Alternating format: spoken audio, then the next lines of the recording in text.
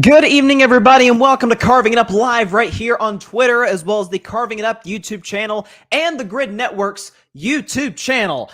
As always, I am Bryson Carver, and the other night we crowned a new NBA champion, which is the Denver Nuggets. Congratulations to Denver, that fan base, the coaching staff, the players, the city, everybody. They actually just had a parade today. I'll sort of touch on that a little bit later in the show, but obviously we'll start the show reacting to Game 5, reacting to also, in terms of the bigger picture, what this means for Jokic, and a conversation I'm really interested to have is what it looks like for Jimmy, because I think we're really looking at this whole Jimmy Butler finals, these 5 games he played with a glass half empty mentality. And I got to admit to y'all, I kind of hate it. So I'll get into that later in today's show. Also, into the show, top 10 players in the NBA currently. You guys know I go into the playoffs with the top 10. I come out of the playoffs with the top 10 because we all know while the regular season certainly does boost, that's how we sort of come to know your name. You win your MVPs there. You make your money there. You make your legacy. You get shoe deals with what happens in the postseason. So I'm going to give you my top 10 at the end of today's show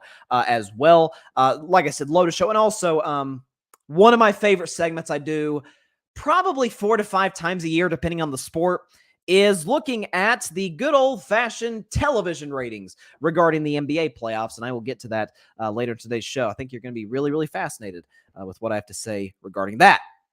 But first, we have a new NBA champion, and that hurts me to say as a Warriors fan. You know that. We'll be back next year. Point being, in 5 games, by a final score in Game 5 of 94-89, the Denver Nuggets won their very first championship in franchise history, and here's how it went down.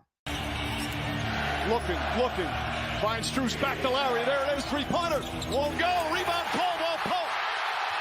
They're not going to foul. The Heat will let it play out. It's over. At last, the long wait is over. After 47 years, the Denver Nuggets can finally call themselves NBA champions. Yeah, now you are an NBA champion, Nikola. How does that feel? It's good. The job is done. We can go home now. Congratulations. That's such a great soundbite by the Finals MVP Nikola Jokic in an interview with the great Lisa Salters on ABC. The job is done and we can go home now. It was like just such a it's so opposite of how Giannis reacted in 2021 with just tears coming down his face, winning a championship for the Bucks the first time in 5 decades. Steph Curry last year, we saw how emotional he got. Made me emotional as a Warriors fan and as a Steph fan, being able to break through, keep this dynasty going last year. Jokic was like, yeah, it's cool. You know, we won the championship and all right, I'm gonna go chill now. Like it's just it's kind of refreshing, honestly. It's not nothing against Giannis and obviously Steph, but just sort of see the difference. And again, you can have different superstars in the NBA. Nikola Jokic and how he carries himself and certainly how he plays the game is just that. He is a different superstar, but different does not always mean bad. And certainly that is not his game. Let's just put it this way. Let's talk about Game 5 first. That one, especially for it to be the last game of the NBA season, the last NBA game that counts that we'll see for 4 months, not exactly the most aesthetically pleasing basketball game that you'll watch. Not just by the score, but by shooting percentages. Again, Denver, Miami shot 34% from the field, 25% from 3. And then you got Denver, 45% of the field, which is way better than Miami. But they shot 18% from 3-point range. They were down like 5% from 3 after the first half. I remember checking the box score. I was like, man, I knew they missed a bunch of threes. I didn't know it was that bad. Like, okay, they might be in trouble tonight, and we may be heading to a Game 6, which would have been tonight. Of course, that was not the case. Nikola Jokic went off, did what he's been doing all postseason and all finals long with 28, 16, and only 4 assists. Again, Miami, and I said coming into Game 5, I said, if Miami wants any chance to keep the series going, just stay with the same game plan. Okay, Jokic is going to score, but he's at his most dangerous when he's around that 20 round he scored the other night, right? 28 to about 32 points-ish, but when he gets other guys involved, that's when he's his most dangerous. They kept him to 4 assists. Jamal Murray had an up-and-down night, hit some clutch shots. You give credit to him. He only scored 14, but on 15 shots. Bruce Brown was a big plug-and-play guy off the bench. Had really the go-ahead bucket, honestly, the game-winning bucket with about a minute left to go in the game. He was huge last night, or on Monday night. Here's how I looked at this. So, for Miami, a team that I did, after all, pick going into the series, I actually checked something, folks. I've been picking the NBA Finals every year since 2015. This was the first time my Golden State Warriors made it to the championship round. I have yet to predict an NBA Finals correctly when my Golden State Warriors don't win. So basically, I'm 0 for when I don't pick the Golden State Warriors. I don't know. I'm going to have to write that ship. Hopefully not next year. Hopefully not in the near future. I want us to make some more finals. But the point being, I picked Miami going into the series, picked them in 6. I figured that the coaching of Eric Spoelstra, the adjustments, the fact that they took out 2 55-plus win teams in Milwaukee and Boston, smoked Milwaukee in the first round. And obviously you got the championship experience of guys like Kevin Love, Kyle Lowry and company who played well in this series. I can't say anything bad about what they did. Bam Adebayo, I thought, had his best series of the whole playoffs. Like Bam was great in this finals. Again, there's only so much he could do defensively against Jokic, but offensively, especially in that first half, he had like 18 points, 9 rebounds. Now he sort of cooled off as the second half went, only had 2 points and a few more rebounds after that, had a cold shooting percentage as well. But it's like I said, coming out of game 4, going to game 5, back on Monday's show, as if this wasn't apparent when the series started, and I did even concede this when I picked the Miami Heat. Denver's the better basketball team, and they flex their muscle. They flex every aspect of their game throughout this series. So it feels sort of fitting that they won in gentleman's sweep fashion. I'll start with Denver first as far as sort of break down the game, and then I'll get to Miami and one individual in particular, Jimmy Butler. That game the other night was part of what makes Denver so great. It's what makes any, not necessarily all-time great team, because I'm not saying Denver's an all-time great team, this Nuggets team. Could they be a dynasty? Maybe. I think dynasty talk's a little premature. They just now won their first championship. But what makes a great team great is they have numerous different ways to win. They can win pretty. They can win ugly like the other night. And Denver did that. Again, only scoring 94 points. One of their lowest point totals might have been their lowest point total entirely this entire NBA postseason. But again, I sort of alluded to the whole dynasty thing. Like there's this, hey, can Denver become the next dynasty? Well, first and foremost, I think the current dynasty has not exactly ended yet in Golden State, but that's neither here nor there. Because 5 years from now, very good chance Golden State's probably not going to be a dynasty anymore. I think Steph will still be great in 5 years, but Clay won't, Draymond won't. Denver has a chance, and here's why. Part of being a dynasty is not just what you have, but what's around you. And the reality of the situation is, I've said this most of the regular season, all of the postseason, and barring some crazy offseason moves, and it is the NBA, so anything can happen this offseason with the draft and especially free agency and trades. I don't anticipate this changing. The fact that the Eastern Conference, to me, is clearly better than the Western Conference. West has Denver, who's going to be the title favorite going into next season. Certainly, they'll be the Western Conference favorite. But if you look at the next 5 years in terms of what Denver will be going up against, the Lakers definitely won't be there in 5 years as a contender. LeBron's going to be 39 years old next season. Anthony Davis might as well be 49 years old when you consider how brittle he can be, and the fact that he is Coin Flip Davis, as I've called him many times this postseason, Coin Flip Davis. And then you have the Phoenix Suns, who I think are 4th or 5th in the Vegas odds to win the title, which I feel is a little high given the fact that they have absolutely no depth whatsoever. Kevin Durant is going to be 39, 40 in 5 years. So he'll probably still be really good to borderline great, but he won't be KD. Booker, while I love him, don't see him being the best player on a championship winning team. I don't envision him in that echelon. And again, Phoenix has no depth. Golden State. Again, I have said that Steph Curry is going to be the Tom Brady of the NBA. Not that he's going to be the greatest player ever like Tom Brady is in the NFL, but his longevity is going to be unlike anything we've seen by any NBA player to ever play the sport, in that Steph is going to be the greatest 40-plus-year-old player of all time, given his conditioning, given how he's done unbelievable work on his body, and given his game. He's not a guy who's athletically reliant, right? He's not a guy who's plays a physical brand of basketball like a LeBron James, for example, like a Shaquille O'Neal, who that coupled with the fact that he didn't take the greatest care of his body sort of aged out pretty quickly. But Clay won't be great in 5 years. Draymond will not be great in 5 years. It's a matter of what Golden State will be able to do with young players, with trades. I don't know. I'm a Warriors fan. I'm not exactly seeing Golden State being a dynasty 5 years from now. Sacramento. Sacramento's a team that maybe could challenge them, but they've got to improve drastically in the defensive end.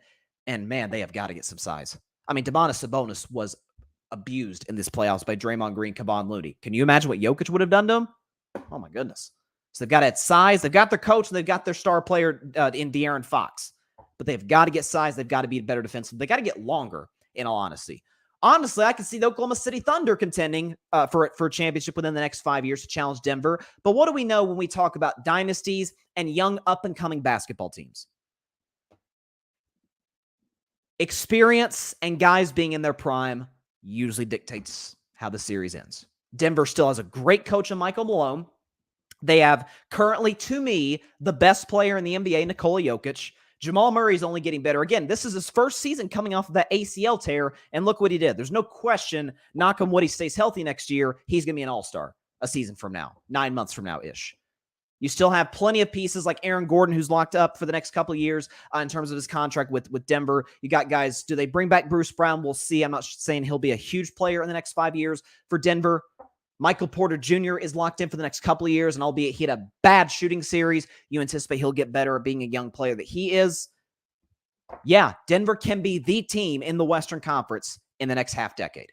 So congratulations to the Denver Nuggets. Hats off to them. They deserve all the praise they're getting, as any champion gets when they win the NBA Finals. For Miami, and I'll get to sort of this I'll do a whole Jimmy segment a couple segments from now. But as far as this game, as far as this season, as far as this playoff run, I don't want to, the last thing I want to do, these are professional athletes, is sound like the Little League coach when their team gets knocked out in Williamsport and you see all the kids, they're sad and they're crying and the coaches are, they're like, I hate that this run had to come to an end. There's like a bittersweetness to it, right? I don't want to sound like that because, again, these are professional athletes. This is the NBA Finals. Miami really doesn't have anything to hang their heads over. They don't. Okay? Heat culture is still alive and well. This is a team that blitzed Milwaukee. 58-win Milwaukee in the first round in gentleman's sweep fashion in 5 games. They took care of a Knicks team that some argued were more talented. Many, I remember, picked the Knicks to win that series. And at one point, Miami led 3-1, and they closed them out at home in Game 6. Boston. You can say, well, they almost blew that 3-0 lead to Boston. Well, A, they led 3-0. B, they outplayed them in 5 of the 7 games. The only 2 games where Boston outplayed them was 4-5. Game 6, Miami just got really unlucky with the tip-in by Derek White. Game 7, they humiliated them at the TD Garden. And in the NBA Finals, they lost to a team that was better. They lost to a team, again, obviously Jimmy's the best player in the Miami Heat. The gap between Jimmy and Nikola Jokic is the gap between the Grand Canyon. I'm not the Grand Canyon. It's the gap between Denver, Colorado, and Miami, Florida. And that's not a shot at Jimmy. That just sort of goes into how great Nikola Jokic is. And we'll get into Jokic a little later on. What I didn't like, though, in that Game 5 was not the missed shots. That happens. And again, the one thing, another reason I picked Miami in this series is that three-point shooting tends to decide these playoff series, especially in the way the game has changed so much in the last decade or so. And Miami was the number 1 three-point shooting team in these playoffs.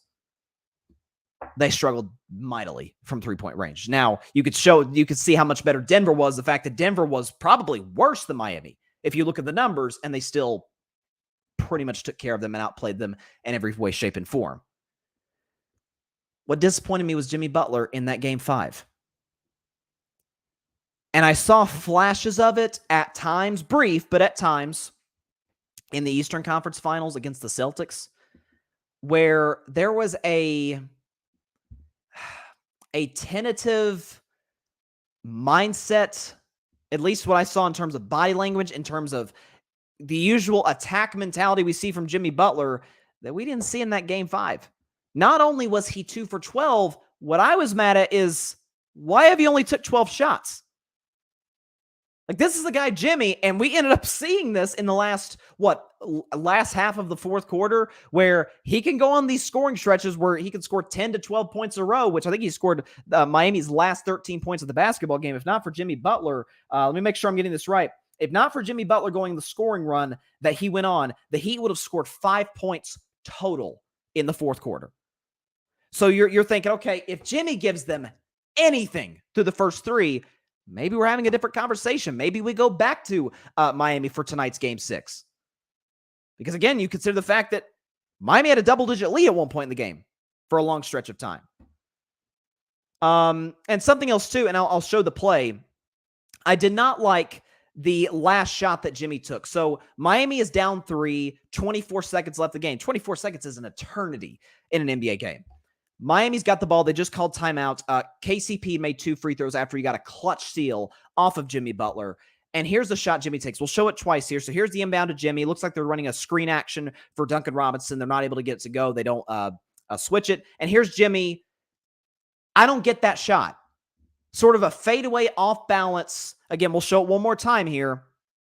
I like the play design by Spoelstra. It just wasn't able to work the way they wanted. There's 17 seconds when he lets the ball go. I didn't get that shot. Again, Jimmy's not a guy who's known for his three-point shooting. And by the way, check the tape. I defended Jimmy last year in the Eastern Conference Finals. Remember that play where Miami makes this miraculous comeback in Game 7 against Boston? They're down 2. Jimmy comes the other way. He has a chance to go past Al Horford potentially for the tying layup, and instead he takes a 3 to basically win the game. And everybody's like, man, why did Jimmy take that shot? He had a chance to tie it. Folks, Jimmy, I forgot how many minutes. It was like 46, 47 minutes played, was gassed in that Game 7. People forget he had a big Game 6 before that just to get him to a Game 7. Miami couldn't throw it in the ocean. Are you sure they survived the 5 minutes of overtime? You say, well, momentum. Look what happened to Kevin Durant with the Brooklyn Nets against Milwaukee. KD hits that tying shot. Remember, his toe was barely on the three-point line. It goes to overtime. KD doesn't score a point in overtime. The Nets score 2. So I defended Jimmy taking that shot. I think it was the right play. I didn't get that one. Not to mention the fact Miami had a timeout left. So if they get the quick 2, you would imagine that Denver is not going to play nearly as physical if Miami attacks the basket. They're not going to risk them getting the potential and 1. Get the quick 2. You foul Denver. Go for the steal first and then foul Denver, assuming they make the 2 free throws. And then you get one more crack at it. And you use a Duncan Robinson. You use a Gabe Vincent or Caleb Martin, not a Jimmy Butler for the walk-off 3. So I didn't love that shot by Jimmy. And like I said, I didn't love his attack mode. Not his attack mode. He wasn't in attack mode. I didn't love his, I don't want to say mentality because you're sort of talking about, I mean, I can't read Jimmy's mind, but I didn't love his body language throughout that game. I just didn't like how he came out throughout the vast majority of Game 5. But like I said, congratulations to the Denver Nuggets. We'll get into Jokic in just a second. They are now the 2023 NBA champions. And by the way, listen, Denver is a city like any that knows how to have some fun. That not like Miami, not like Golden State, not like LA, not like New York, but man, that city. Did you see that place? Holy smokes! I mean, just people everywhere. So hats off to the city. They absolutely deserve this moment. My man Jamel Crothers, what's up, Jamel? Here at the Grid. Jamel says Denver were bullies the whole playoffs. 16-4 record. They have a chance to be a solid team for the next 2 to 3 years. Agreed. And I'm glad you brought up the record, Jamel, because I was actually going to kind of touch on that in the Jokic segment. Like that's, I feel like it's almost not getting enough credit from a historical context, certainly in the modern era, that it really should be. So absolutely great point, Jamel. And Jamel also says Jimmy was tired and drained by Game 5. You can see it. Yeah, he was. And you could say, Game 6 against the Lakers back in 2020, you saw that same thing where, remember, Jimmy had the 40-point triple-double in Game 5. We all thought the Lakers were going to close that game out, close the series out in Game 5, and Jimmy goes nuts, extends it to a Game 6, and the Lakers just pummel Miami, and Jimmy doesn't play well. I could see that, but again, and some of that's the altitude, obviously. There's the adjustment from you've been in Miami for basically a week, and then you fly back to Denver and having to adjust to that. Like, there's a reason, fun fact, by the way, the Nuggets are have the NBA record for the highest home win percentage in NBA history. A lot of that has to do with the altitude.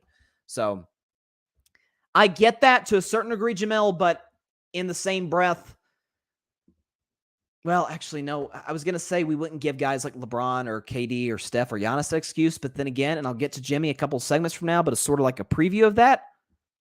Jimmy's not those guys. And again, I don't think that's necessarily a bad thing. But again, I'll get to Jimmy individually later in today's show. To Jokic. I want to give the finals MVP his love and his share. So I feel like I have to do a little bit of clarifying on today's show about Nikola Jokic. Longtime viewers or listeners of Carving It Up, and if you are one, God bless you. We appreciate you supporting this show. Tell your friends about it, by the way. Longtime fans of Carving It Up know that I have been a Nikola Jokic skeptic for the last couple of years. I've been very vocal about the fact I thought Steph Curry should have been the 2021 MVP over Nikola Jokic.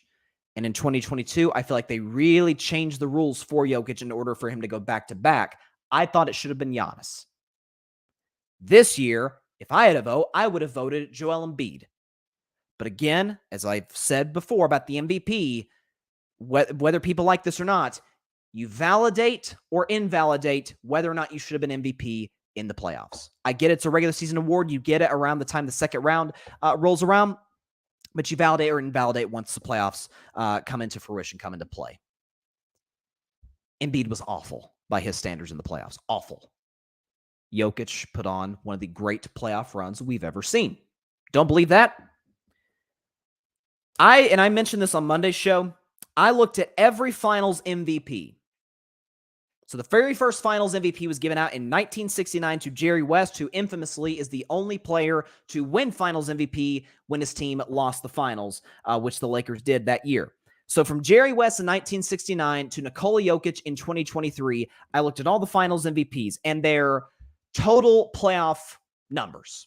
Again, we're only finals MVPs and they're playoff, not finals, playoff numbers. Again, there's some finals MVPs in there. You're like, Cornbread, Maxwell, Andre Iguodala, even Kawhi Leonard. People forget this. His first finals MVP, 2014, his numbers don't exactly, jump out at you. 14 points, 6 rebounds, 2 assists. Now, shooting percentage is good. Here's what I looked at with Jokic. Okay. Jokic, 14th all-time in scoring in the playoffs by a finals MVP. You're like, 14th? That's good, right? I mean, we've had 50-plus finals MVP, so 14th is impressive. 9th all-time in rebounds by a finals MVP. Again, we've had some amazing centers throughout the history of the game. Obviously, Shaq and Kareem and Wilt, guys like that. Second, this one blew me away. Second all-time for a single postseason for a finals MVP in assists. Second, I think only Magic Johnson was higher. Magic was the only one who beat Jokic in that regard. 9th all-time in field goal percentage. 2nd all-time in three-point field goal percentage. He's the only guy in the top 15 in all of those categories. That's what he just did. Jamel mentioned in the comments. Rightfully so. Nuggets went 16-4 in the playoffs. Gentlemen swept the Timberwolves in the first round. Their hardest series, which is kind of, you look back now, and if you're a Phoenix Sun fan, like, actually, we should feel pretty good today. We have no depth, and we took the Suns 6, or we took the Nuggets 6, and we may be in better position than we thought. Maybe we shouldn't have fired Monty Williams. But the hardest series was against Phoenix. That was a 2-2 series, and then Denver totally blew them out in games 5 and 6. Swept the Lakers in the conference finals, and then gentlemen swept the Heat in the NBA finals. 16-4. That ranks in the last 30 years. So going back to Jordan's Bulls, basically, to now. Last 30 years, the 2023 Denver Nuggets have the 5th best playoff record of any champion ever. First place is, to me, far and away the greatest team of all time, the 2017 Warriors. Then you've got the 01 Lakers, the 99 Spurs, the 96 Bulls, then the 2023 Denver Nuggets, who are tied, by the way, with the 07 San Antonio Spurs. So and by the way, you consider the competition they went through in terms of individual players. So they beat Minnesota. Okay, it's Cat, it's Anthony Edwards, and then they have that Rudy Gobert guy. But second round, they beat KD, and they beat Devin Booker. Again, Booker had a couple of games where he shot. I still can't believe. I never got a chance to talk about this on my show because I was on vacation during the second round, during most of the second round. Devin Booker shot 75% from the field in 2 of the games. Played awesome outside of Game 6, and KD was outstanding in that series for the majority of it as well. Denver beat them. Western Conference Finals. Again, they're taking on a Lakers team that knocked out the defending champs at the time, my Golden State Warriors. Beat LeBron James and Anthony Davis and a Lakers team that's one of the deeper rosters in all of basketball swept them. Now you could say, well, games 2 through 4 were close. A sweep is a sweep. And then NBA Finals, a Jimmy Butler who was torching just about everybody, and a Heat team that was great from three-point range and solid defensively. They got whatever they wanted and shut down Miami for the vast majority of the finals. Now, I'm not going to sit up here and say Jokic had the toughest road to a championship in terms of teams they played. I think Dirk's 2011 run is up there. Jordan's 96 run is in that conversation too. Like, there's plenty of guys we can throw in that discussion, but Jokic is certainly in that conversation in terms of teams they beat. Now, a lot of folks like to say, hey, well, first round they played an 8 seed, second round a 4 seed, conference finals a 7 seed, NBA finals an 8 seed. I don't know how many more times I need to say this, and this is something the NBA absolutely needs to address. There's no question about it. The regular season in the NBA in 2023 means absolutely nothing. Nothing. 8 seed Miami, NBA Finals. 7 seed Lakers, Conference Finals. 6 seed Warriors, Conference Semifinals. Like, how many more times going to need to, well, this team is good in the regular season. Who cares? Again, validate or invalidate once the playoffs roll around.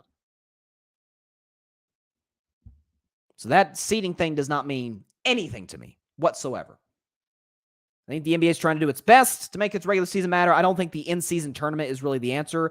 Again, I think there's some stuff they need to work on with the All-Star game. By the way, real quick, I saw with the All-Star game that there was a suggestion to make it USA versus the world.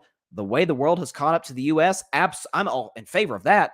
You would have basically, if you're talking about the best U.S. players, Steph, KD, LeBron, Booker, guys like that, taking on Damian Lillard, taking on Jokic, Giannis, and hey, I'm all for it. I'd love to see that.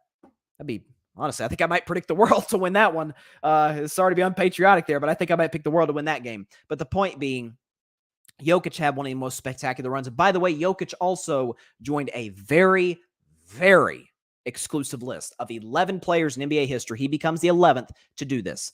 Guys with 2 regular season MVPs and 1 finals MVP. 2 or more regular season MVPs, 1 or more finals MVPs. He joins this list. For the podcast audience, those listening, Wilt Chamberlain, Kareem Abdul-Jabbar, Moses Malone, Magic Johnson, Larry Bird, Michael Jordan, Tim Duncan, LeBron James, Steph Curry, Giannis Antetokounmpo, and now Nikola Jokic. He now puts himself in that discussion. Now, I'll sort of elaborate further. Maybe on tomorrow's show, I saw Chris Broussard, shout out to Chris Broussard, was saying that Jokic is in the top 20 players of all time. I put together my list of top 20. I'll elaborate more on whether or not he should be in that top, at least in my top 20. Again, we all have our own personal lists, but I'm not fighting you if he's in it. If you put Jokic in your top 20, I'm not going to fight you. I'm not going to just push back and say, oh, you're crazy. 6 months ago, I would have said you're insane. And again, I don't think, a lot of the Jokic fans and Nuggets fans have been all over me on social media for the past few weeks since Denver's gone on this big, long postseason run, especially now in the finals, about, hey, what you said about Jokic. Again, if you look back at what I said back in 2022, especially when he won a second MVP and I went on this big rant on my show, my rant was more towards the media than it was towards Jokic. I've always acknowledged Jokic is the greatest point center. It's crazy that that's even a position, but that's how great he is, that we've ever seen by a mile. Again, I mentioned among finals MVPs, he's second all time in assists in a single postseason. Only Magic has him. That is remarkable. Also, by the way, goes to show you how hard it is for a guard to win NBA Finals MVP, but that's neither here nor there.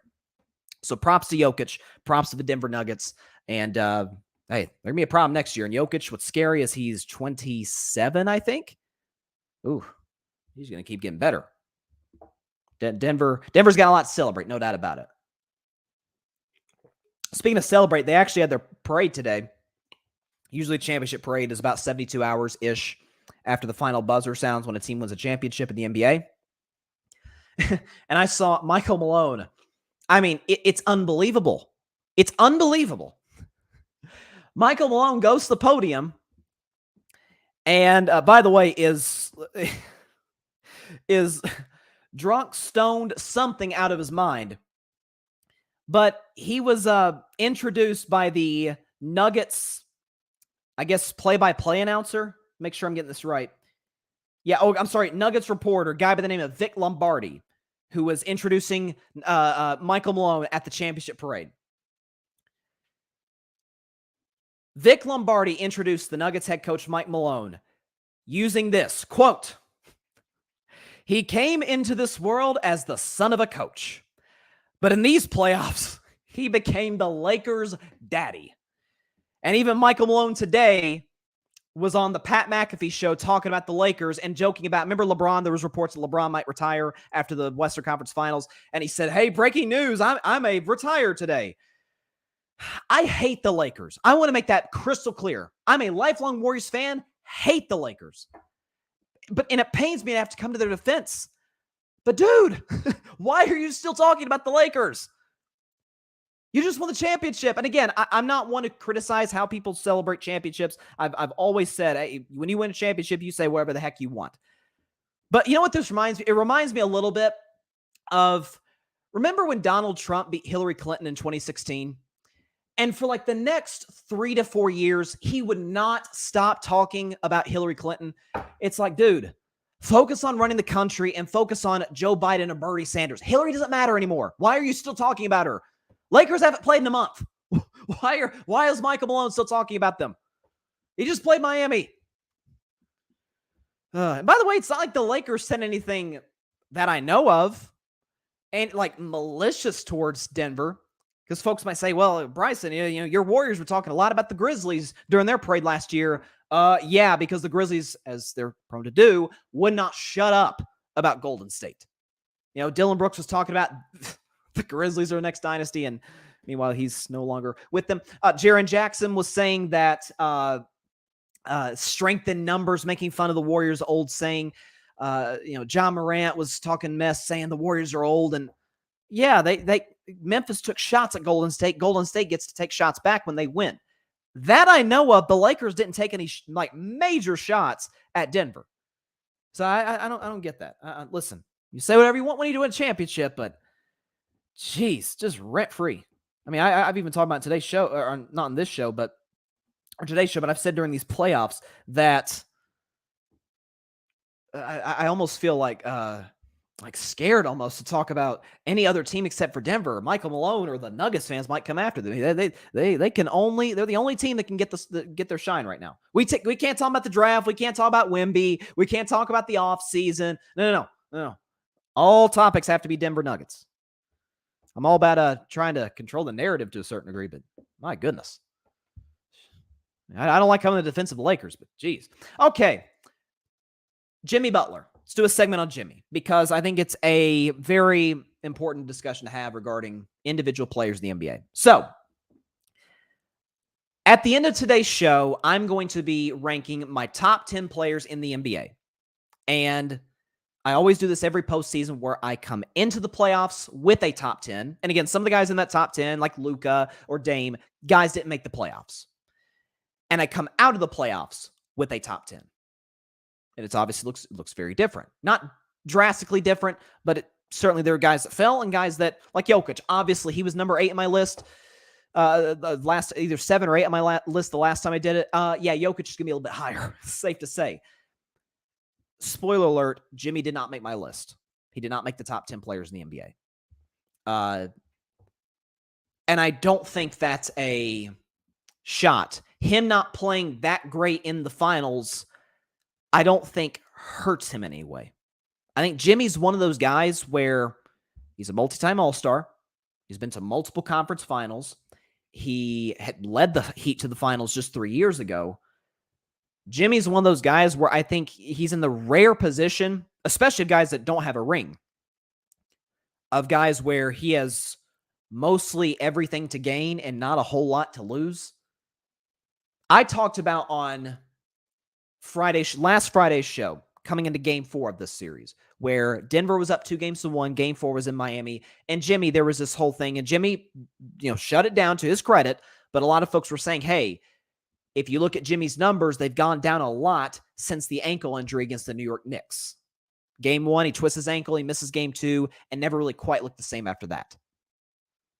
And I said, okay, I don't deny that, but Giannis had a lower body injury, was down 2-1 in game 4 against Phoenix, played awesome. Steph Curry had a lower body injury, was down 2-1 to Boston, played awesome. And both Giannis and Steph led their teams to the championship in that season. Jimmy's in the exact same position. And he played solid. I mean, he didn't play bad in game 4, but not near well enough for the Nuggets to win that game, especially when Jokic did not. That was kind of his one off game in that series. A lot of that due to foul trouble. Jimmy's not, in my view, one of the top 10 players in the NBA. And that's okay. We do this in all sports, particularly the two that I think are followed the most. The two professional leagues are obviously the NFL, who are the king of television, and the NBA. And we do this every time the loser of the finals or of the Super Bowl, they come up short and we just rip them to shreds. Some cases that's fair. Most of the time, I don't think it is. We look at them as lesser than we did coming into that series. And my mentality's always been, A, you can only have one champion. Like, both teams can't win. And 2, why on earth should I look at Jimmy any less when the Heat were the 8 seed, took out the 1 seed Bucks, beat the Knicks, took out the 2 seed Celtics, and they lost to a team that was much better than them in the NBA Finals? I'm supposed to view Jimmy as less than... It's the argument that we hear all the time from Michael Jordan fans. And again, I'm not one to judge. If you think Jordan's the GOAT, if you think LeBron's the GOAT, I'm a guy who says LeBron's the GOAT, but I'm not saying you're an idiot if you think Jordan's the GOAT. I think that those are the only two guys, with the possible exception of Kareem, that can be considered the guy. But you hear this argument at times from Jordan fans where the whole LeBron 4-6 in the finals. Oh boy. Have you seen the teams LeBron played in the finals compared to the teams Jordan played? LeBron played the dynastic Spurs and twice played a Warriors team, certainly the 2017 Warriors, arguably the 2018 Warriors, that would have smoked basically any team in NBA history, with maybe the possible exception of the 01 Lakers, the 83 Sixers, or the 96 Bulls, maybe. Like, I don't hold that against LeBron. Again, he took some awful Cleveland teams to the finals. I'm supposed to hold it against Jimmy for getting an 8 seed to the NBA Finals and losing to a better team? I don't look at Jimmy as any less of a player as I looked at him coming in. I've said he's absolutely top 15. He's sort of that fringe top 10. I've got the list right here in front of me. I've got him 12. I've got him in the 12th place spot, so a couple places off the top 10. A guy who is, we've seen, twice as capable of getting you to the finals. Again, there's guys in my top 10 who've never been to an NBA Finals. Guys who have been around a while, who have never been to an NBA Finals. MVPs who've never been to a conference finals. I don't look at Jimmy as less of a guy, less of a player. Again, we show his numbers, and I've obviously edited this since the finals ended, but we did this last week on Friday, where, yes, did his numbers go down substantially after the Bucks series? Again, you could tie a lot of that potentially to the game 1 injury against the Knicks. Sure. But that's about what he is in the playoffs. That's again, the averages from the Knicks, Celtics, and Nuggets, that's about the player he is. 20, 22 points a game type of guy. He's capable of being active on the glass. The rebounds weren't all that great in the NBA Finals. Can get guys involved. Again, 6, and another 6 against the Denver Nuggets in terms of assists, and is a kind of a volume shooter at times. Again, his shooting percentage never going to blow you out of the water outside of the Milwaukee series. I don't think this makes him any less of the playoff Jimmy moniker that we gave him. Again, if you gave Miami, again, Bradley Beal's in the market. Reports are Miami is in that business for Bradley Beal. Absolutely makes them a better basketball team if they make that kind of a move. They had a scorer. They had another guy who can go get 30 on any given night. Maybe they had a couple of longer defensive guys, get some size. Yeah, Jimmy can absolutely be right back in the NBA Finals a season from now. So again, and I've done this segment twice, coming into the 2020 Finals and coming into the 23 Finals. Both times I talked about this, where Jimmy is he's an old school guy. He's not scared to get on younger players. He's not scared of sort of being the alpha dog in the room. That's Jimmy. Jimmy is authentically Jimmy. Chicago couldn't handle it. They moved on from him. What's Chicago? Minnesota definitely couldn't handle it. Well, Minnesota's always been a dumpster fire, so that's them. Philadelphia, to me, the most egregious of all. You have Embiid, you have Simmons. You think that's going to be your duo that you build around. Obviously, we know what happened with Simmons, but Simmons was a solid player at that point. He was an all-star. And then he had Jimmy and Tobias Harris. Both were free agents. And you said, we know Jimmy's better than Tobias, but Tobias isn't a headache. He's not going to get on guys the way Jimmy does. They signed Tobias Harris to a long-term deal. They let Jimmy walk. A smart culture. The Miami Heat signs Jimmy Butler. They've gone to 2 finals. The Sixers still have yet to get to conference finals. And Tobias. He's about a 15 to 20 point per game guy. Miami could handle him. Miami is a winning culture. Jimmy is a winning player.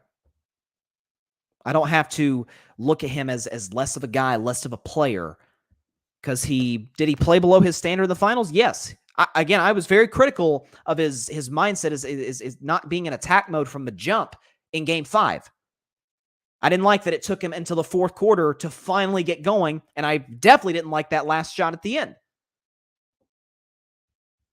But if anything, I actually view Jimmy a little more than I did coming into these playoffs.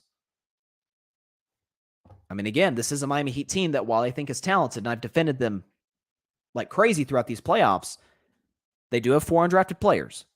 Bam Adebayo, I really like, and I had a good finals, but is more of a number 3 option. Is more of a defensive stopper. A guy is capable of giving you, a double-double from night to night, but is more of a number 3 option offensively. And he got that past Giannis, Brunson in the Knicks, and Tatum and Brown in the Celtics. Actually, look at him, think higher of him today than I did coming into these playoffs. So, and we do this every year.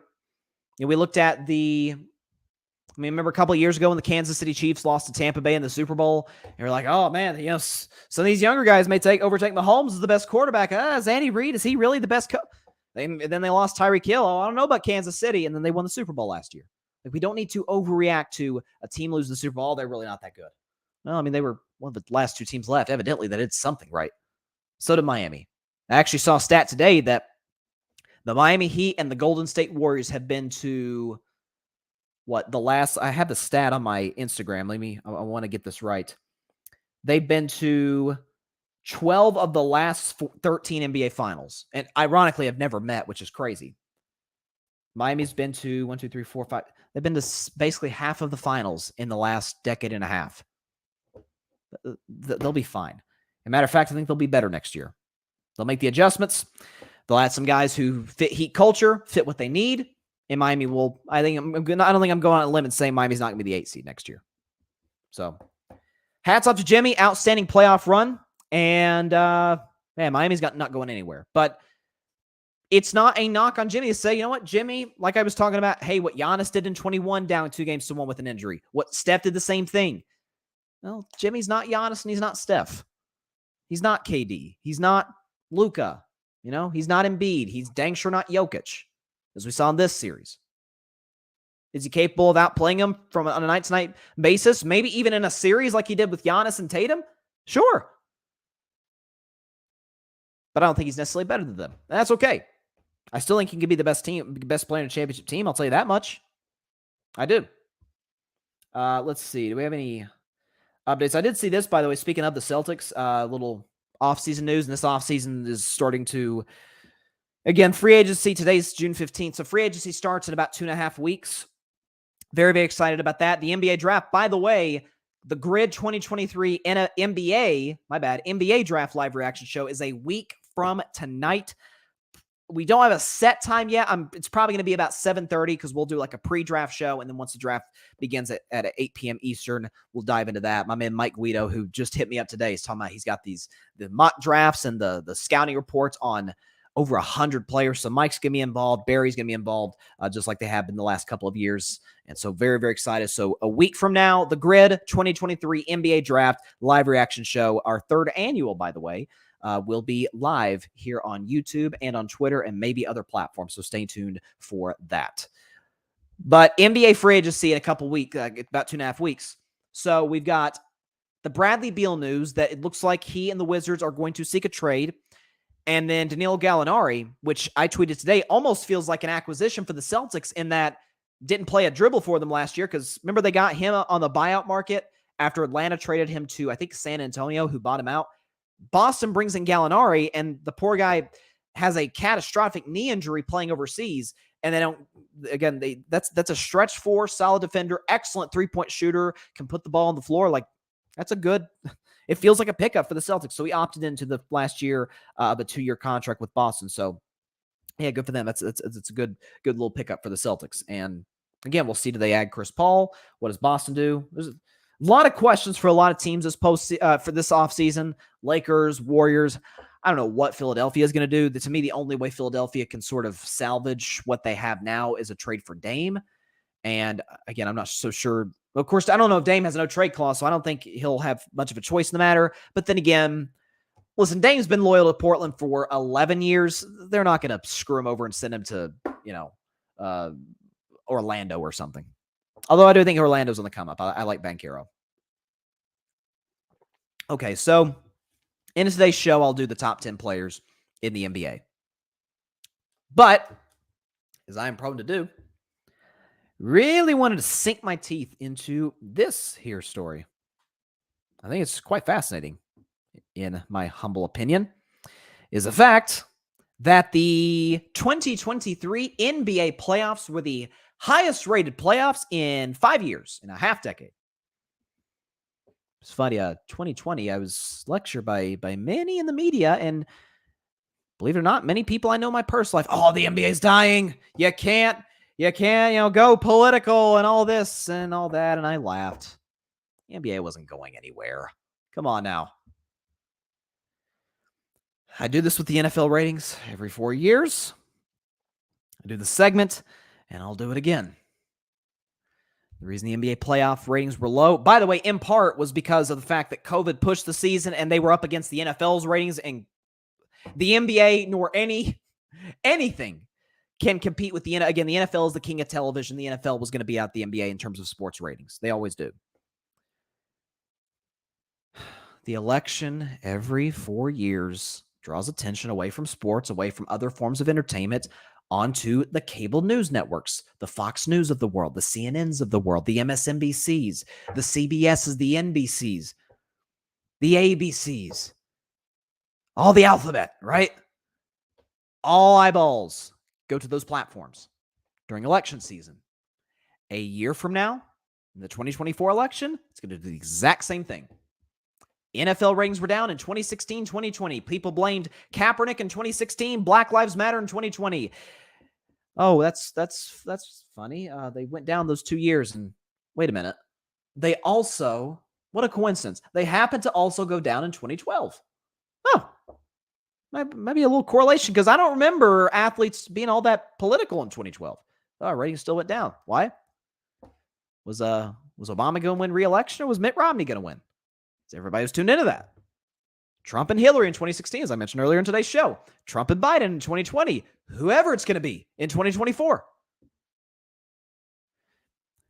I always say, when you give, and I said this, by the way, during the All-Star game, the NBA's All-Star game, which was obviously just a travesty. It was awful. Some of that was because Steph Curry wasn't in it. But I've always said this, and I actually remember I brought this up when they showed the March Madness ratings, which were through the roof through the first couple of rounds. If you give the people a reason to watch, they will. Look at the women's college basketball ratings with the whole Caitlin Clark story, and then Caitlin Clark and LSU faced in the national championship game, and it was the highest rated women's college game ever. It was like 10 million viewers or something like that. People were tuned in. Oh, who's this Caitlin Clark kid? LSU, they're mowing through everybody in the tournament. All right, controversial coach. They've got Angel Reese. People are tuning in. Same thing in the NBA. How many storylines do we have in the regular season? Zilch. Because as I've said, the regular season means absolutely nothing. Oh, but once the postseason rolled around, we had a ton of stories. a lot of folks were introduced to, oh, who are these Sacramento Kings? Dang, they're pretty good. Man, it's been forever since they've been in the playoffs, and they took the champs 7 games in the first round. Oh, and in that 7th game, whoa, Steph has the first 50-point game in finals history. Is he the greatest point guard ever? People have those discussions. Oh, Lakers were garbage the last year and a half. Oh, crap, they're in the playoffs. Oh, wait, you have Dylan Brooks saying LeBron James is old. Oh, and the Lakers, after Brooks said, I don't respect you unless you give me 40. Oh, Lakers beat them by 40, which was poetic justice, by the way, to advance to the 2nd round. Holy crap, we got Steph versus LeBron. Oh, I never thought we'd see this again. We get Steph versus LeBron in the 2nd round. Highest rated series of the playoffs, by the way. Eastern Conference. Whoa.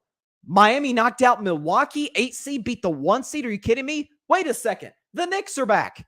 The Knicks are actually good. A New York team is relevant in the NBA.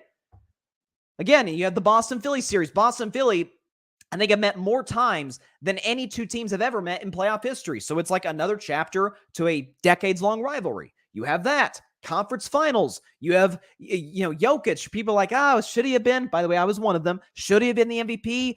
Oh, Denver looks pretty good, but it's the Lakers and it's LeBron and AD's playing well.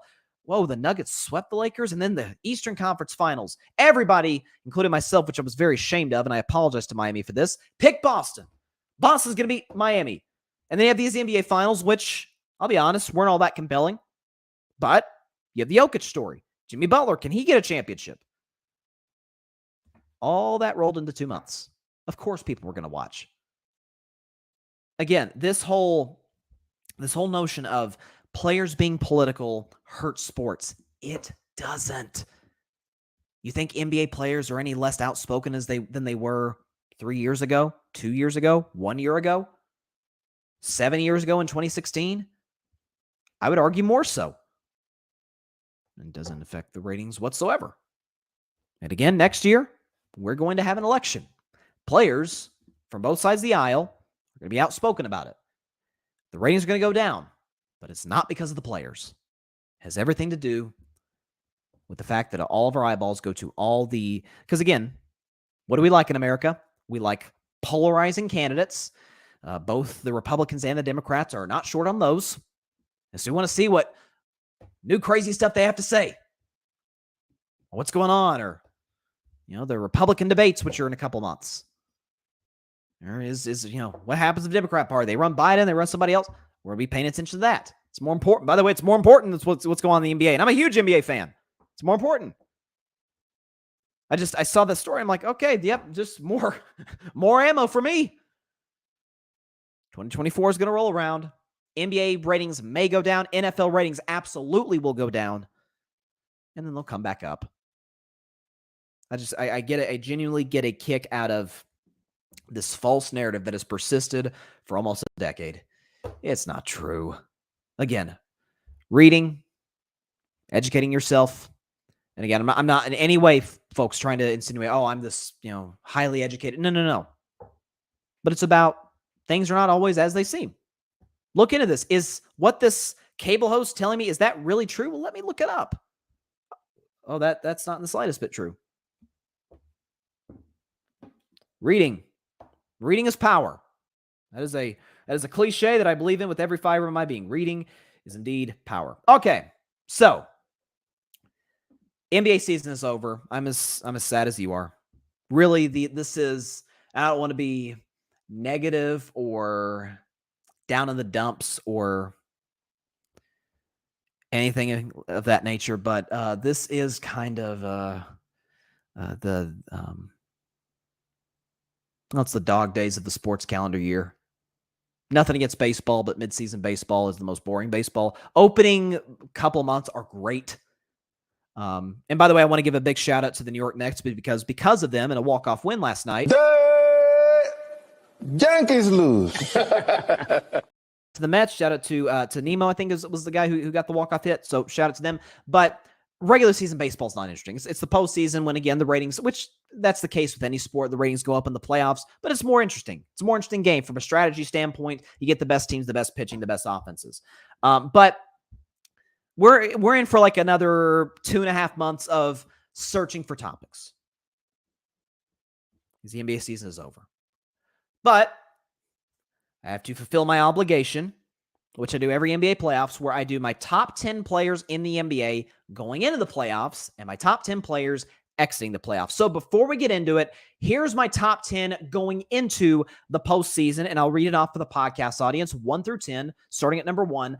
I had Steph Curry, Giannis Antetokounmpo, Kevin Durant, LeBron James, Joel Embiid, Luka Doncic, Jason Tatum, Nikola Jokic, Kawhi Leonard, Damian Lillard. That was my top 10. That has obviously changed since the playoffs. Now, again, you have a couple guys. When we bring this list back up, you have two guys who didn't make the playoffs, Luka and Dame. So whether or not they fall or rise or potentially stay the same, again, they didn't do anything to impact that because they didn't play a single dribble in the playoffs. All the other 8 plus other guys, because there are some new additions to the top 10 list, they did. So if I can go ahead and set the background music real quick. See if we can get this going. Here we go.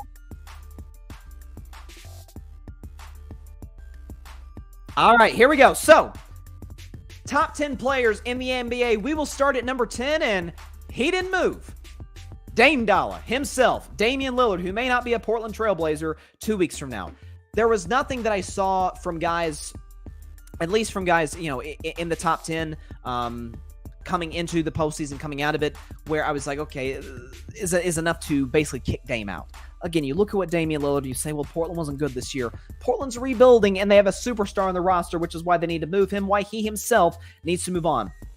Damian Lillard, folks, averaged 32 a game with 7 assists. By the way, a second highest rebounds he's averaged. Shot 46% from the field, which is great for a perimeter player. Shot 37% from 3, which is excellent for a volume 3-point shooter. Again, I have been a Dame fan for 4 years. Ever since he hit that walk-off against OKC, I've been a Dame fan since. This is one of the clutchest players in the league. Again, only he and Michael Jordan have 2 series-ending buzzer-beating shots. Dame had 2 against the Rockets in 2014 and the Thunder in 2019. He's obviously one of the best, probably the second best deep 3-point shooter in the league to obviously Steph Curry.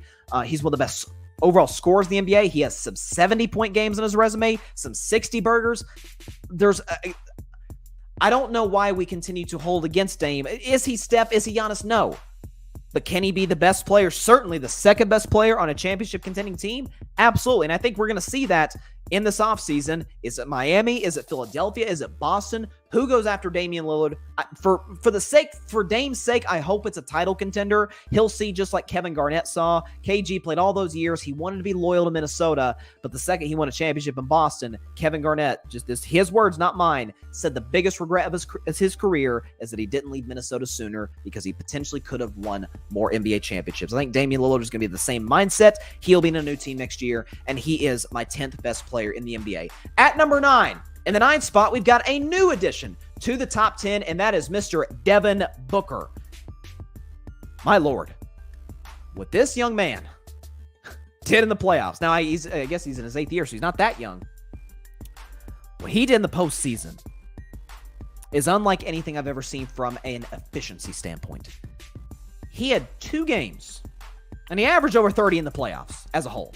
But he had 2 games against the Denver Nuggets, team that just won the championship, where he shot 70+% from the field.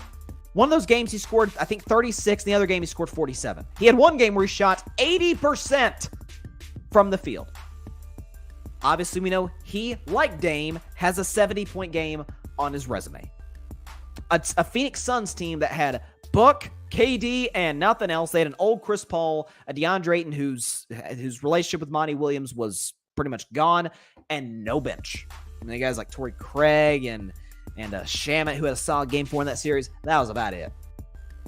He and KD literally having to drag Phoenix, putting up insane offensive performances, numerous 40-point games, scored 30 virtually every game in the postseason, save for a few. By the way, in the regular season, he averaged 28. Shot 50% from the field, which, again, for a perimeter player is excellent. I've been on the fence of D-Book. Like, do I put him in the top 10 or not? I think he's absolutely in that class. Devin Booker, the 9th best player in the world currently. At number 8, and this may be a little bit controversial, but at number 8, it's the league MVP. It's Joel Embiid. This is a guy I had in the number 5 spot coming into the postseason. He drops 3 spots to the number 8 spot on my top 10. Here's why. I went to bat for Joel Embiid for the last month of the regular season. Like, this is the MVP, this is the guy, this is the guy. Led the league in scoring back-to-back years. Is probably the most dominant force outside of Giannis in the league. Efficient as you could ask for from a center. Tremendous defensively. Does a solid job of getting his teammates involved. But he was bad by his standards in the postseason. And another concern I had for Embiid coming into these playoffs, it's a concern I had for Philadelphia. Can the big fella stay healthy? Took 3 games, and he missed 2. Game 4 against Brooklyn and Game 1 against Boston. Missed both. Now, credit to Philadelphia. They won both. But in that series, kind of plays up and down. Harden was actually the best 76er in that series. Again, I'm not a James Harden guy. He has a long history of choking playoff series. Harden was the best 76er against Boston in that Eastern Conference semifinal series. Yet and still, Embiid, Sixers, get a shot to advance. To beat Boston, at the time defending Eastern Conference champions. You're up 3-2 with Game 6 on your home court. And Joel Embiid goes for 26 on inefficient shooting, had 1 assist. It was a virtual no-show in the fourth quarter. Philadelphia only scoring 86 points in that basketball game. And in Game 7, it was even worse. Embiid had 15 points on 18 shots and only 8 rebounds. Meanwhile, Jason Tatum on the other side is going for 50. We can talk about what's around Embiid. What is it? The coaching? Is it? Man, at some point, you're the MVP. Can you get to a conference finals? Again, fun fact for your Thursday evening. Joel Embiid is the only MVP in the history of the award in the National Basketball Association. Do not make a conference finals to this point in his career. Steve Nash made 2. I think it was 2. Might have been made 3. I don't know. Jokic has made 1. Actually, no, Jokic has made 2. At some point, could you get to the semifinal stage? Is that too much to ask? If you're going to lose, could you go down swinging? Game 7, Embiid and all the Sixers just quit. Just fell apart in the second half. In a game that was tied at the half. So, no, Embiid absolutely drops in this list. Now, the beauty of it is, he can go back up on my list if he potentially wins another MVP and if he, for the first time in his career, has a good playoff run and finally stays healthy. But until then, he's top 10, no question about it. But he's at 8. To number 7, again, a guy who did not participate in this year's playoffs, but only dropped 1 spot. It had nothing to do with him. It had everything to do with somebody else. It's Luka Doncic. Luka's a guy who I've always said is kind of, I think I predicted him to win the MVP a couple of years ago. And you certainly could have made that case that he was just that.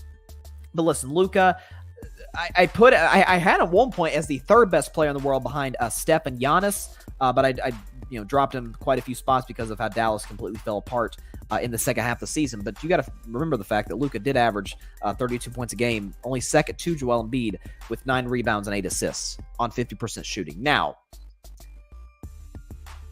I feel like I didn't bring this up with Embiid, but I think him and Jokic share. Luka share the same sort of flaw offensively.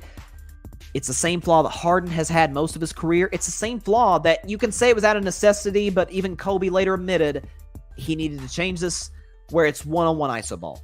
That has never won anybody a championship. Never. Where it's one guy, just taking it all his back. That's never worked. You can say the assist numbers are high. Not all assists are created equal. Luka assist and Jokic assist, very different story. Yeah, Kyrie Irving, again, a lot of that Dallas's collapse had to do with Kyrie. Some of it had to do with Mark Cuban for not bringing Brunson back and bringing Kyrie and giving up all your assets. Not sure what he was thinking there, but Luka did not play well down the stretch of that season. He's a bit of a defensive liability, but he's absolutely at my number 7 spot because he's one of the premier offensive talents in the National Basketball Association. He is at number 7. Again, let's not forget, the dude did lead Dallas to the conference finals last year and beat a 65-win Phoenix Suns team, struck the fear of God in that Phoenix Suns team in doing so. So Luka, to me, is the 7th best player on the planet. At number 6, folks may think he's a little too high. I don't care. Jason Tatum. I feel like I've called Jason Tatum the Dak Prescott of the NBA. Is Dak ever going to be Mahomes? Is he ever going to be Burrow, Lawrence? Heck, I'm not real sure he's ever going to be Hurts, although I'm leaving that up for discussion. No, but Dak is really productive. Jason Tatum, even more so. This is a guy who was in the MVP discussion the first half of the season. This is a guy who made his 4th fourth conference finals in his career. In the 6 years in the NBA, he's made the conference finals 4 times, made the finals last year, and by the way, had the highest scoring Game 7, broke my man Steph's record, the highest scoring Game 7 in NBA history. And I'm supposed to look at him as sort of like Jimmy, less than? Yeah, I trust Tatum more than I trust Embiid. 100% when the playoffs roll around. I put him over Luka. Luka couldn't even get to the playoffs in the weaker Western Conference. You're telling me Tatum has a career best year in which he goes, what did Tatum average this year? Like 30 points a game? Let me pull up the stats, make sure I'm getting it right. Yeah, Tatum this year averaged 30 points a game, 9 rebounds. Shot a good percentage from the field for a perimeter player. Improved drastically on the defensive end of the floor. And by the way, was doing it with a liability at head coach. Last year, he has Ime Udoka, who was in the top 5 for Coach of the Year last year. And now Joe Mazzulla, who, and I like Joe. I think he's a good dude. I hope he, later on down the road, should he get fired from Boston at any point, I hope he gets another opportunity because he is really young. He might be one of the bottom 5 coaches in the NBA. And Tatum still got that Celtics team to within 1 game of the NBA Finals. I'm supposed to look at him as less than? Yeah, no, Tatum is absolutely the 6th best player in the world. I would take him in a heartbeat over Embiid in the playoffs, and I would take him over Luka because he's better defensively. Going to number 5, removing the top 5 now, the Slim Reaper himself, Mr. Kevin Wayne Durant. Kevin Durant goes to number 5 on my list. Let me make sure I'm getting this right.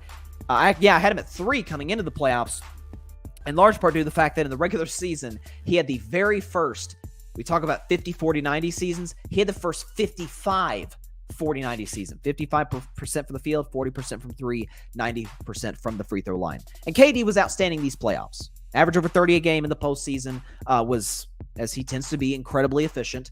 The problem was in that Denver series, again, I'm not holding against Kevin that they lost to Denver. Again, the Lakers got swept by Denver. I do hold it against him the fact that in that Game 6, let me make sure I'm getting this right because Phoenix, as a team, fell apart, but KD individually was not good. KD in this game scored 23 points, but the vast majority of that was in the second half of that game. He was like in the single digits in the first half, and Denver won that game essentially by 30 points. So I do hold that against Kevin a little bit. He still has yet to make a conference finals post-Warriors, but it is a weak Western Conference. Can Phoenix make some moves this offseason?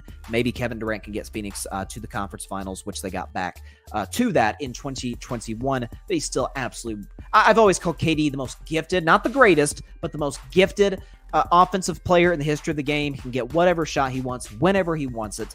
But I've always... The one thing with KD I've always questioned is, can he lead a team to a championship? Being the best player in a championship team is different than leading them there. He was the best player on the Warriors in 2017. Steph was better in 2018, but can he be the leader of a title team? We have yet to see that. We may get to see him and have that opportunity a year from now with the full season of Phoenix, which is a way more stable culture than Brooklyn. And I'm sorry, I think I'll take Devin Booker over Kyrie Irving as a teammate any day of the week. Moving to number 4, it is the king himself. It is LeBron James. Dun, dun, dun. LeBron James, the 4th best player in the NBA, in my view. I had him at 4 coming into the playoffs, and I had him at 4th coming into the playoffs, and he didn't move. Why should he? He takes a Lakers team that finally Rob Pelinka wakes up from his year-and-a-half-long nap, understands, hey, wait a minute, I've still got LeBron James, and while he's not prime LeBron anymore, he did average 30 in the regular season again. Anthony Davis, when healthy, is one of the best two-way players in the NBA. Maybe we can use the assets that we have that don't fit our team at all and turn them into assets that really work for us. Let's bring in Rui Hachimura. Let's bring in D'Angelo Russell, Malik Beasley, and Jared Vanderbilt. Oh, what do you know? The Lakers got hot at the end of the regular season, made the playoffs, took out the Grizzlies, mowed the Grizzlies. I mean, that was the most lopsided 6-game series I think I've ever seen in my life. In the one of the few close games in that series against Memphis, Game 4, LeBron had a 20-20 game. Over 20 points, over 20 rebounds at age 38. In the Game 6 closeout against my Golden State Warriors, a series I still think we might have had a chance to come back from 3-1 in. LeBron said, no. Well, I'm not letting happen to me what I did to you in 2016. LeBron in that closeout game dropped 39 and 9 on 10 for 14 shooting, 2 for 3 from 3-point range. And even the closeout game against Denver, where the Lakers did get swept. I understand that, but it is Denver. I don't think that's exactly a knock. LeBron dropped 40, 10, and 9 and played every second outside of 4 in that basketball game. He's not the best player in the world anymore. Don't think he'll ever be that again. But what he's still doing at the age he's doing it, still is one of the best distributors in the NBA, one of the most efficient scorers in the NBA. Not as good defensively, I'll give you that. I'll take any of the 3 guys above him defensively. But newsflash, LeBron James is still pretty good at basketball and absolutely can still be the best player on a championship contending team. If you're the Lakers, though, if you want to make sure that he doesn't contend for any more titles, sign Kyrie Irving. You will guarantee that. To number 3, a guy who was at the number 2 spot last year, at the number 1 spot 2 years ago, but absolutely drops in this instance. It's my man, Giannis Antetokounmpo. Giannis drops to the number 3 spot. He was at number 2 coming into these playoffs. Listen, if I'm not giving Jimmy the injury excuse, if I'm not giving LeBron the injury excuse, I'm dang sure not going to do it for Giannis, who has 2 MVPs and is a Defensive Player of the Year and just led the Bucks to the championship just 2 years ago. Giannis gets hurt in Game 1 against Miami. Loses again. The Bucks go on to lose 2 of the next 3 games. Comes back in Game 4 against Miami. Disappears in the 4th quarter. Shoots a terrible percentage from the field. And even worse, the Game 5 was even more egregious. Milwaukee goes into the 4th quarter with a 16-point lead. At home, mind you. And some of the blame goes on Bud. Some of the blame goes on Holiday and on Middleton. But Giannis in this basketball game took 23 free throws. He made 10. And in many times in that 4th quarter seemed to run away from the basketball while Jimmy Butler was there getting whatever he wanted against the Bucks defense. Now, Giannis is still undeniably spectacular. Probably still the best 2-way player in the NBA. By the way, again, averaged a cool 31 and 12. And 6, by the way. I've always said Giannis is an underrated distributor on 55% shooting for the regular season. He's still the Greek freak. I think doesn't go far enough in describing how great this guy still is. And a year from now, could he claim that number 1 spot from either Steph or Jokic? Absolutely. We'll see what Milwaukee does in the offseason. Was it Adrian Griffin, I'm pretty sure, is the guy they named their new head coach. Like him. Think he's an upgrade over Bud. We'll see what happens. But there was no way. By the way, the team Giannis lost to in the first round is the team that Jokic made quick work of in the NBA Finals. That is a knock. No question about it. But Giannis is still spectacular. Absolutely the 3rd best player in the world. Number 2, and I love him, but I'm objective. I have to do what the eye test tells me to do, and that's watch the games. He did drop a spot. Steph Curry. Steph Curry is the 2nd best player on the planet. So, listen, I dropped him for the fact that Golden State did go out against the Lakers in 6, and the Lakers proceeded to get swept by the Nuggets in the Western Conference Finals. And you consider the fact that Jokic averaged, a triple-double for the NBA playoffs, a 30-point triple-double on 50% shooting. By the way, I'll get to Jokic in just a moment, who's obviously the best player in the world. As for Steph, though, what more can you say about this guy? He's insane. This year, despite dealing with numerous injuries throughout the course of the regular season, averaged 29, 6, and 6 on that close to 50, 40, 90 shooting as a 6'3" guard. Not to mention the first round against the Sacramento Kings, not only did he average over 30, he did something that Jason Tatum would do just 2 weeks later. But Steph can always say for the rest of his life, he had the very first 50-point Game 7 in his career. And a fun fact from that game, Steph, by that 50-point game, he was the first player in the history of the NBA playoffs to score 20 or more points from shooting the 3 and 20 or more points in the paint. Steph Curry. Not Giannis, not Embiid, not Jokic. Steph scored over 20 points in the paint in a Game 7 when all the defensive attention is geared towards you. And even in that second round series against the Lakers, in the Game 4 loss in which the Warriors essentially the season came to an end when they lost to the Lakers, went down 3-1. Steph dropped a 32-point triple-double with 14 assists. He's an underrated defensive player. As my man, the logo himself, Jerry West, said the other day on Paul George's podcast, he's better defensive than people give him credit for, and is still absolutely the most lethal offensive force in the game of basketball. Wardell Stephen Curry II is the second best player in the world and will look to reclaim his spot as the best next season. And you know what that means. The best player on planet Earth today is Nikola Jokic. Nikola Jokic, today, June 15th, 2023, is the best player in all the land. So, let's be objective about this. Jokic in the NBA playoffs averaged 30, 13, and 9, coming off a regular season in which he almost averaged a triple-double again. While I didn't think he should have won the last the two league MVPs he won, hindsight's 2020, he absolutely should have won this year. When you consider his value to the Nuggets, Embiid's value to the Sixers, and quite frankly, what you saw from the two of them in the postseason, it was night and day. You consider the fact that he is one of the best scorers in the NBA.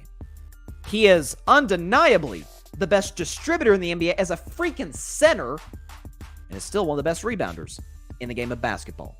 He also happens to be, arguably, I would put him a spot above Giannis in this regard, the most efficient player in the league, because of the fact that he can shoot the three at a very high clip. Now, he's not defensively what Giannis is, or even, I would argue, at his size, what Steph is. But he's the one guy in the NBA, and all great players have this, but Jokic even more so, where what's the game? It's literally pick your poison guarding Jokic. Do we let him go for 40? Not let him. Do we game plan around him being a scorer primarily, like Miami did at times, like the Suns did in the conference semifinals? Or do we make him basically Magic Jokic, where he's dishing out 15 assists, which he did numerous times in this year's playoffs? What do you do to stop him? Again, I think Steph's the best offensive player in the league. I think Giannis is the best defensive player in the league. Jokic is like that happy medium. And man, it was pretty good. It worked out pretty well for the Denver Nuggets, and they are the 2023 NBA champions, and Jokic claims the spot as the best player in all of basketball. Again, coming into, this is my list before the playoffs right here, I had Jokic at 8th, and I think that's more than fair to say. Folks, he had lost 8 of his last 9 playoff games. You see, there was no Jamal, there was no Michael Porter Jr., which I don't think, and after we saw these playoffs, I don't think the Porter Jr. point, holds a whole lot of weight. Could you get 2, 3, maybe? Losing 8 of the last 9 is not great. But then this year, he's by far the best player in the playoffs. Hindsight, should have won the MVP. And here's your top 10. Right there. 1 through 10, I'll list off once again. In this order, Nikola Jokic, Steph Curry, Giannis Antetokounmpo, LeBron James, Kevin Durant, Jason Tatum, Luka Doncic, Joel Embiid, Devin Booker, and finally, Damian Lillard. Lakers fans might get mad at me I didn't put AD in there. Is AD at his peak a top 10 player? At AD's peak, I think he's a top 5 player. But, again, he's coin flip Davis. I mean, that's what he is. You don't know what you're getting from a night-to-night basis. You're either, like, the whole point of us having averages for players. Let me check AD's overall stats this regular season. Hold on, where is he? Anthony Davis. Okay. AD this regular season averaged 26 and 12 on 56% shooting. That's absolutely top 10 player numbers. But AD is the one dude in the NBA where you can't judge him based off of his averages. Because, like, if you see Steph's numbers, okay, he averaged 29, 6, and 6. That's about what he gives you on a night-to-night basis. No. AD will go for like 35 and 12 one night and 16 and 7 the next. It's like, it's either awesome, he's the best player on the floor, or please get him off of my TV. I can't watch anymore. That's Anthony Davis. It's not like, okay, on an average night, he'll give you about 24, 25 points, double-digit rebounds. Like a Bam Adebayo stat line, basically. No. He's great or he's awful. So I couldn't put him there. I came that close to putting De'Aaron Fox in the top 10, but I'm like, I can't lose. Now, he was great in the first round. I'm not going to poo-poo on De'Aaron Fox, and I think he's got a great chance of being in that top 10 next year, but I couldn't put him in after losing in the first round. Now, there's not a whole lot of shame in losing to the Warriors, but still. That's what I got. Top 10 players in the NBA exiting the playoffs. I cannot wait for the offseason. Can't wait for the draft next week. Can't wait for the offseason as a whole. All right. That is all the time we have for today's show. Appreciate everybody stopping by as always. Be sure to catch Carving It Up Live tomorrow night at 6 p.m. Eastern, 3 p.m. Pacific time on Twitter, as well as the Carving It Up YouTube channel and the Grid Network's YouTube channel. And be sure to like, share, comment, and take 2 seconds out of your day. Hit that big red subscribe button. It helps the channel grow exponentially. And please go subscribe to the Grid Network. That is GRYD, the Grid Podcast Network, any and everywhere you get your favorite podcasts, be it Apple Podcasts, Spotify, iHeartRadio, Google Podcasts, and any and everywhere you listen to your favorite podcast. And it would warm my heart and wherever I think of the Grid's hearts, if Carving It Up, as well as the other amazing content creators, their shows, is a part of your rotation of favorite podcasts. That would make us feel really good. But we do have some awesome content creators, so please check out the Grid Network. All right. Congratulations to the Denver Nuggets, NBA champions. Michael Malone, sorry to tell you, buddy, we're going to be talking about other teams outside of Denver. You're still the champions. Doesn't change that. You're going to be getting fitted for rings soon. So hats off to the city of Denver, to the Nuggets organization, and to all who call themselves Nuggets fans, and all of those who say, at the end of the day, we won and we can go home now. That is right. Have a great evening, everybody. Please continue to stay safe out there. Please be sure to take care of your physical as well as your mental health. And please be sure to call your local state representatives and senators to demand change for gun violence. Tragically, we actually had a shooting in Denver after the championship was won. Like, we've got to address this problem, folks. So please do whatever you can to contact your local representatives. Have a great evening, y'all. See y'all on tomorrow's show. God bless y'all. Peace out. I'm going to go home now. Thanks so much for watching the show on YouTube. Be sure to click that big red subscribe button and go check out the other clips and full shows of Carving It Up Live. Have a blessed day.